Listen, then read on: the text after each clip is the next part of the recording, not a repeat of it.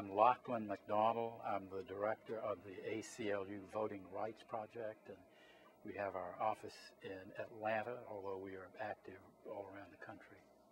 Voter disfranchisement and intimidation in the 21st century, unfortunately, looks a lot like what we saw in the preceding century. I remember one of the great voter challenges that took place in the state of Georgia was when Eugene Talmadge was running for governor in 1946. This was a couple of years after the Supreme Court had invalidated the all-white primary, meaning for the first time black voters in the state would be able to vote in the primary. So what the Talmadge people did was to pick out the 30 counties in the state which had significant black populations, and they drew up a form where you'd fill in the name of the black voter on the top, and they challenged every single registered black voter in those 30 counties, charged that they were not eligible to vote for just a laundry list of reasons.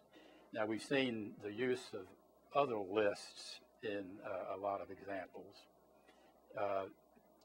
What's known as vote caging has been something that's been perfected primarily by the Republican Party. Of course, Eugene Talmadge was a Democrat, but Republicans are capable of resorting to the same thing, and they have perfected something called voter caging. And what that means is you take a list, or you target predominantly minority precincts that contain black voters that are likely going to vote Democratic, and they send a letter to every voter within that precinct, a first-class letter with "do not forward" on the letter, so that if the letter is not delivered by the post office and is returned, they will then use that to challenge those black voters when they show up at the polls to vote, or they can challenge them prior to the election. There have been other indications that other lists would be used. There was a big flap just recently in Michigan about Republicans using the list of mortgage foreclosures to challenge people. A disproportionate number of those on those lists are minorities. And there was a big flap in the press about that. I think organizations like the ACLU and others were prepared to bring suit to prevent them from targeting voters in that way, and the Republican Party has backed off from that and made public statements in the press that they never intended to do that.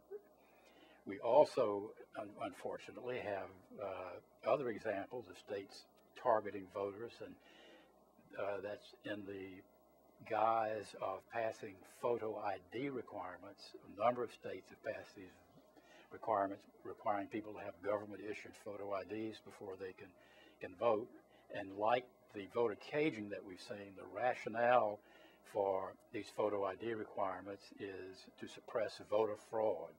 That in-person voter fraud is such a huge problem that we have to have these photo ID requirements. Well, the fact remains is that there's almost no evidence of fraudulent in-person voting.